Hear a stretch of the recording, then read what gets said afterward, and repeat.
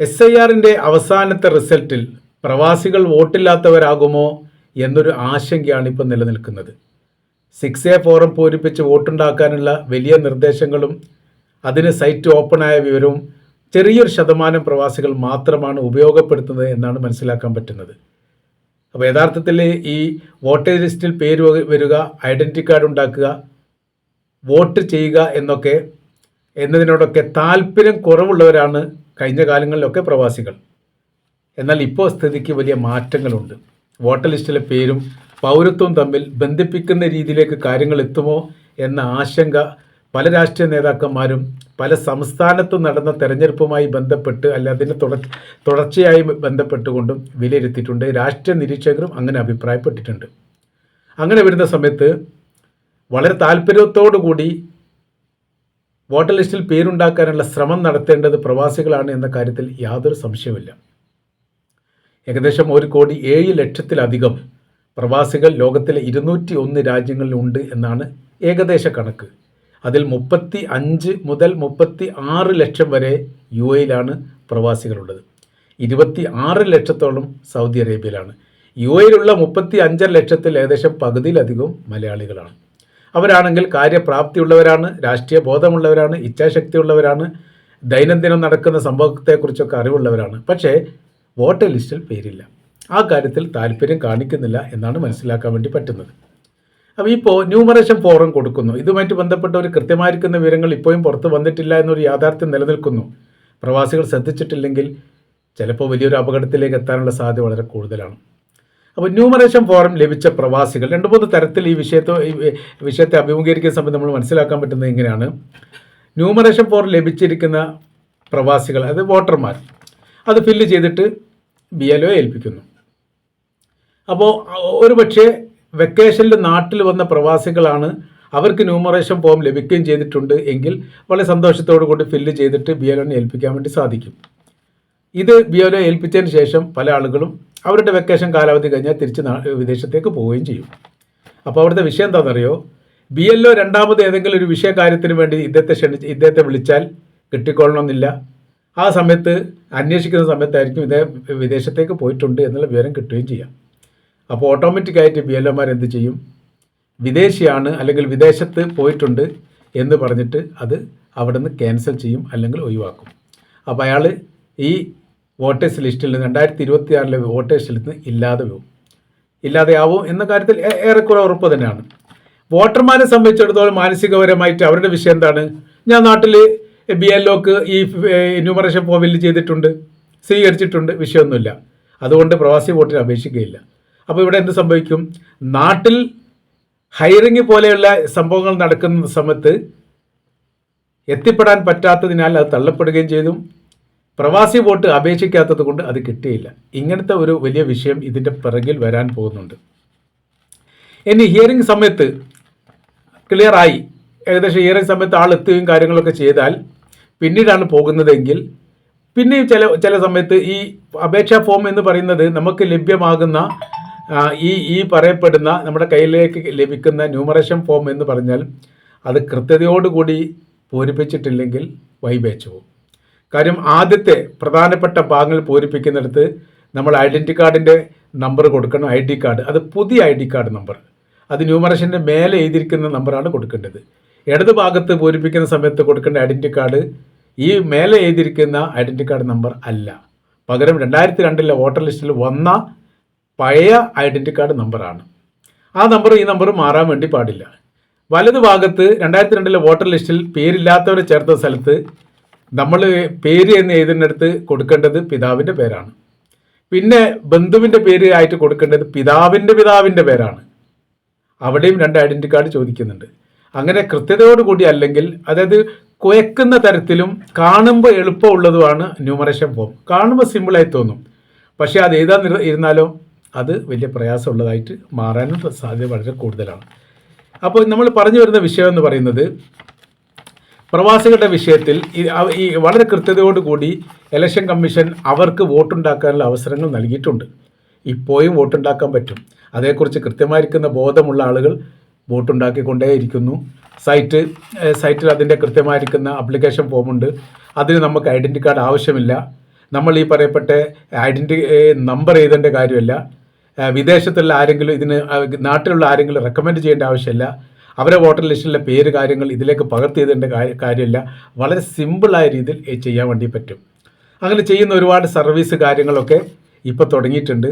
അപ്പോൾ ചെയ്യാൻ പറ്റാത്ത ആരെങ്കിലും ഉണ്ടെങ്കിൽ, മൊബൈലോ അല്ലെങ്കിൽ ലാപ്ടോപ്പിലോ ചെയ്യാൻ പറ്റാത്ത ആരെങ്കിലും ഉണ്ടെങ്കിൽ അവരെ സമീപിച്ച് അവർ കൃത്യമായി ചെയ്ത്, നമ്മൾ നിർബന്ധമായിട്ട് ചെയ്യണം. നമ്മൾ പുറകോട്ട് നിൽക്കാൻ വേണ്ടി പാടില്ല.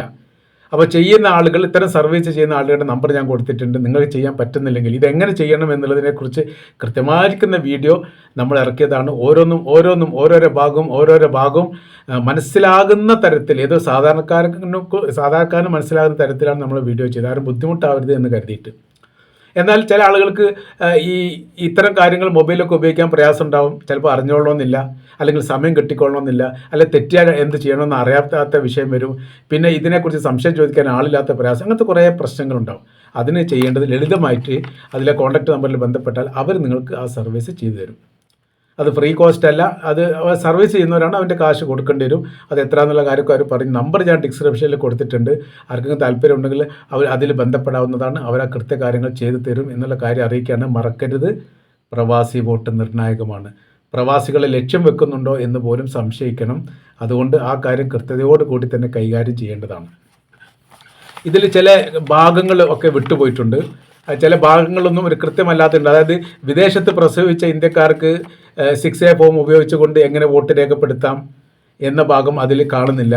അതേപോലെ തന്നെ ഇരട്ട പൗരത്വമുള്ള ഇന്ത്യക്കാരുണ്ട്, അവർ എങ്ങനെയാണ് വോട്ട് രേഖപ്പെടുത്തേണ്ടത് എന്നതിനെക്കുറിച്ചില്ല. അങ്ങനത്തെ ഓപ്ഷനുകൾ കുറേ കാര്യമുണ്ട്. പിന്നെ വിസ സംബന്ധമായിരിക്കുന്ന സ്റ്റാറ്റസ് കൊടുക്കുന്ന സമയത്ത് വിസിറ്റ് വിസ ഉണ്ട്, ടൂറിസ്റ്റ് വിസ ഉണ്ട്, തൊഴിൽ വിസകളുണ്ട്. വിസകൾ തന്നെ പല രീതികളും കാര്യങ്ങളൊക്കെ ഉണ്ട്. ഈ ബിസിനസ് വിസകളൊക്കെ അതിൽ പറയുന്ന ബിസിനസ് വിസകളൊക്കെ ഉണ്ട്. അപ്പോൾ ഏത് വിസ എന്നുള്ള പരാമർശമല്ല. അപ്പോൾ അങ്ങനെയൊക്കെ സംശയം ഉണ്ടാകുന്ന സമയത്ത് അതൊക്കെ അവർ തീർത്തരും. അന്ന് പറഞ്ഞ് വിളിച്ചാൽ അവരത് തീർത്തത് തരുന്നതാണ് എന്നുള്ള കാര്യമായിരിക്കും. നമ്മൾ ശ്രദ്ധിക്കേണ്ട പ്രധാനപ്പെട്ട കാര്യം, പ്രവാസികൾ അവർക്ക് നേരം വെളുക്കുന്നത് 60 വയസ്സ് കഴിഞ്ഞതിന് ശേഷമാണ്. അതുവരെ അവർക്ക് നേരം വെളുക്കില്ല.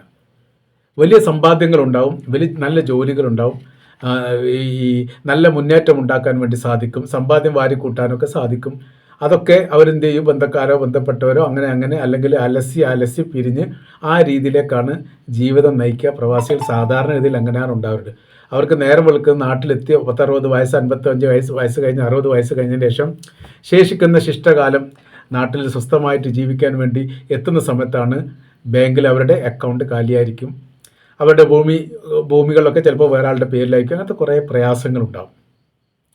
ആ പ്രയാസം പിന്നീട് രോഗമായിട്ട് മാറും. രോഗത്തിന് പരസഹായം വേണം. അപ്പോൾ നമ്മൾക്ക് സ്വന്തമായിരിക്കുന്ന അഭിപ്രായം പോലും പറയാൻ പറ്റാത്ത വിധം ഉണ്ടാവും.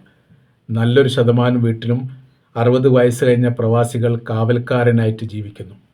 ഞാൻ പല സ്ഥലത്തും പ്രവാസിയുമായിട്ട് ബന്ധപ്പെട്ട് ക്ലാസ് എടുക്കാൻ പോകാറുണ്ട്. ഈ വിഷയവുമായിട്ട് ബന്ധപ്പെട്ട് സംസാരിക്കാൻ പോകാറുണ്ട്. നിരാശയുള്ള മുഖമല്ലാതെ 60 വയസ്സ് കഴിഞ്ഞൊരു പ്രവാസിയുടെ മുഖം അപൂർവമാണ്, കാണാൻ വേണ്ടി സാധിച്ചില്ല. ബസ്സിന് പോലും, നമ്മുടെ ക്ലാസ് സംബന്ധമായിരിക്കുന്ന കാര്യങ്ങൾ എത്തുന്ന സ്ഥലത്തേക്ക് ബസ്സിന് പോലും കാശില്ലാതെ പ്രയാസപ്പെടുന്ന പ്രവാസികളാണ്. 1 ലക്ഷം 2 ലക്ഷമൊക്കെ രൂപ മാസാന്തം ശമ്പളം വിദേശ രാജ്യത്തു നിന്ന് വാങ്ങിയവർ നാട്ടിലിപ്പോൾ സമ്പാദ്യമൊന്നുമില്ലാതെ പ്രയാസപ്പെടുന്ന വളരെ ദയനീയമായിരിക്കുന്ന അവസ്ഥ യഥാർത്ഥത്തിൽ നമുക്ക് കാണാൻ വേണ്ടി സാധിക്കുന്നു. അപ്പോൾ ഈ ഒരു സാഹചര്യങ്ങൾ നമ്മൾ ഒഴിവാക്കണമെങ്കിൽ നമ്മൾ ആരോഗ്യമുള്ള കാലത്ത് അതിനെക്കുറിച്ച് ശ്രദ്ധിക്കണം. ഈ നോർക്കയായിട്ട് ബന്ധപ്പെട്ട കാര്യം, നോർക്കയുടെ പെൻഷൻ എന്ന് പറഞ്ഞാൽ നമുക്കറിയാം 5 വർഷം അതിൻ്റെ അംശാദായം അടിച്ചു കഴിഞ്ഞാൽ നാട്ടിലുള്ള 200 രൂപ, വിദേശത്തുള്ളവർ 350 രൂപ, അത്രയും കാശ് അടിച്ചു കഴിഞ്ഞാൽ നമുക്കൊരു ഈ 60 വയസ്സ് കഴിഞ്ഞാൽ ഏകദേശം 3500 രൂപ വീതം വാങ്ങാൻ വേണ്ടി സാധിക്കും. ഈ 3500 രൂപ മാത്രമല്ല, 10 വർഷമാണ് എടുക്കുന്നതെങ്കിൽ അതിൻ്റെ വിഹിതം വെച്ചിട്ട് അത്രയും സംഖ്യ വാങ്ങാൻ വേണ്ടി സാധിക്കും. ഇപ്പോൾ നിങ്ങൾ നോക്കൂ, ഞാൻ പറഞ്ഞു 36 ലക്ഷത്തോളം പ്രവാസികൾ, അതിൽ 16 ലക്ഷത്തോളം കേരളക്കാർ UAE ജോലി ചെയ്യുന്നുണ്ട്. 3 ലക്ഷത്തിൻ്റെ താഴെയാണ് UAEക്കാർ ഈ പറയുന്ന നോർക്കയുടെ ഐഡൻറ്റി കാർഡ് അല്ലെങ്കിൽ നോർക്കയുടെ അംശാദായം വാങ്ങുന്നവർ. എന്തുകൊണ്ട് വാങ്ങാത്തത്? താല്പര്യമില്ലാത്തതുകൊണ്ട്. അതിൻ്റെ പ്രയാസം എപ്പോഴാണ് അനുഭവിക്കുക? തിരിച്ചു വന്നതിന് ശേഷം. ആ സ്ഥിതിയാണ്. അവർക്ക് ഇൻഷുറൻസ് ID കാർഡ് ഉണ്ട്. ചെറിയ സംഖ്യക്ക് വലിയ രീതിയിലുള്ള മെച്ചപ്പെട്ട സംവിധാനം ഒന്നും യഥാർത്ഥത്തിൽ പ്രവാസികൾ ഉപയോഗിക്കില്ല. ശിഷ്ടകാലം നാട്ടിൽ വരുന്ന സമയത്ത് മേലോട്ട് നോക്കും. 60 വയസ്സ് കഴിഞ്ഞാൽ, 59 വയസ്സ് കഴിഞ്ഞാൽ പിന്നീട് പെൻഷന് വേണ്ടിയിട്ട് അപ്ലൈ ചെയ്യാൻ വേണ്ടി പറ്റില്ല. അപ്പോൾ പിന്നെ 3500 രൂപ കിട്ടുന്നത് സാധാ പെൻഷൻ സർക്കാർ നൽകുന്ന പെൻഷൻ ഇപ്പോൾ 1750 രൂപ 1500 രൂപറ്റാണ്, 100 രൂപ കൂട്ടി എന്ന് പറയുന്നത്, അങ്ങനെയാണ് 1600 രൂപ. മറ്റേ സമയത്ത് 3500 രൂപ കിട്ടും. അപ്പോൾ അതിന് നേർപകുതിയാണ് സാധാ പെൻഷൻ കിട്ടുക. അത് വാങ്ങേണ്ട ഒരു സ്ഥിതിയിലേക്ക് വരുന്നത് ഇതേക്കുറിച്ച് ശ്രദ്ധിക്കാത്തത് കൊണ്ടാണ്.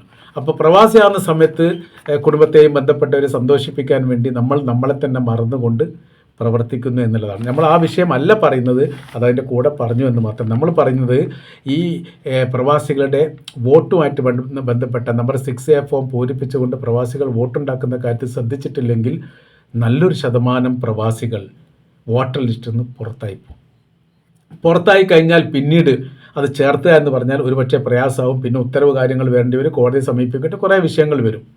അങ്ങനത്തെ സ്ഥിതി വെക്കണം. മാത്രമല്ല ഇപ്പോൾ നിലവിൽ ഈ ഇലക്ഷൻ കമ്മീഷൻ്റെ സൈറ്റിൽ പ്രവാസി വോട്ട് ചേർത്താൻ വേണ്ടി സാധിക്കും.